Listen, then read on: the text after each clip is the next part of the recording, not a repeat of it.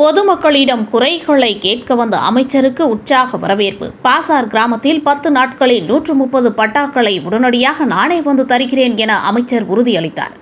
கடலூர் மாவட்டம் வேப்பூர் அருகே சிறுகரம்பலூர், பாசார், சிறுபாக்கம், அரசங்குடி, வடபாதி, நாரையூர், புதூர் ஆகிய ஊர்களில் தொகுதி வளர்ச்சி மற்றும் பொதுமக்களின் குறை கேட்கும் கூட்டத்திற்கு வருகை தந்த தொழிலாளர் நலன் மற்றும் திறன் மேம்பாட்டுத்துறை அமைச்சர் சி. வே. கணேசன் அவர்களுக்கு பொதுமக்கள் உற்சாக வரவேற்பு அளித்தனர். அதைத் தொடர்ந்து பாசார் ஊராட்சியில் 130 பட்டாக்களை 10 நாட்களுக்குள் நானே வந்து தருகிறேன் என அமைச்சர் உறுதியளித்தார். பின்னர் பொதுமக்களிடம் மனுக்களை பெற்றுக்கொண்டு தார் சாலை பூமி பூஜை கலந்து கொண்டு அடிக்கல் நாட்டினார். இதில் கோட்டாட்சியர், முன்னாள் மங்களூர் ஒன்றிய குழு பெருந்தலைவர் சுகுணா சங்கர், ஒன்றிய செயலாளர் அண்ணன் சின்னசாமி, பட்டூர் அமிர்தலிங்கம், மாவட்ட பிரதிநிதி ராமதாஸ், மாங்குளம் வெங்கடேசன், ஒன்றிய பொருளாளர் பழனிவேல், சிறுபாக்கம் ராமலிங்கம், முன்னாள் கிளைக்கழக செயலாளர் முருகேசன் மற்றும் கிளைக்கழக ஒன்றிய நிர்வாகிகள், திரளான பொதுமக்கள் என பலர் கலந்து கொண்டனர்.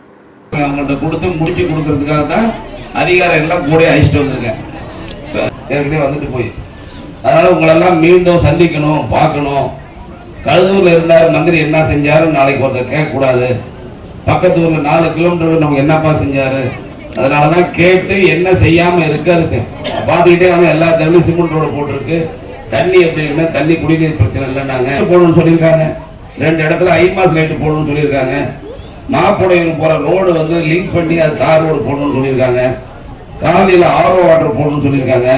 ரேஷன் கடை பொதுசில ஆர்டர் வந்திருக்குல்ல, ரேஷன் கடை கட்டுவதற்கு இப்போது ஆர்டர் கையிலே கொண்டு வந்திருக்கோம். அதை கட்டுவதற்கான ஆர்டர் அந்த பஞ்சாயத்து கிளர்க்கு வந்து வாங்கி கொள்ளுமாறு அன்போடு கேட்டுக்கொள்கிறேன்.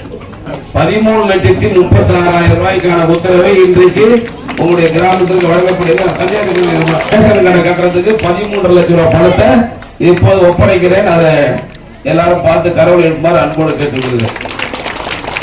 நீங்க ஒரு வாரம் இல்ல 10 நாள் எடுத்துங்க.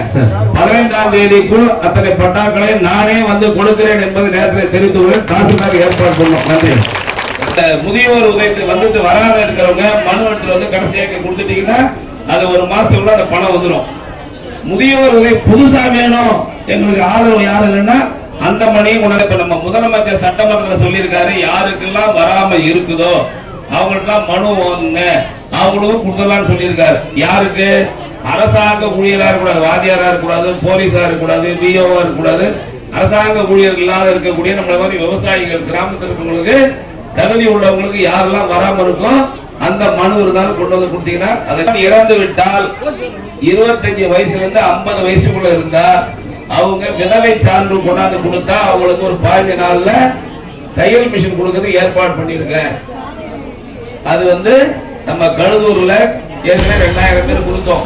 நம்ம ஊர்ல யாராவது அது மாதிரி விதவைகள் கணவன் இறந்த 25 வயசுல 50 வயசுக்குள்ள இருந்தாங்கன்னா அவங்க மனு இருந்தா அதையும் கொண்டாந்து கொடுத்தீங்கன்னா அதுவும் ஏற்பாடு செய்யப்படும் என்பதை மகிழ்ச்சியோடு தெரிவித்துக் கொண்டு இந்த அளவிற்கு இந்த கிராமத்தில் சிறப்பான வரவேற்பு அளித்த உங்கள் அத்துணை பேருக்கும் நெஞ்சார்ந்த நன்றி. வணக்கம்.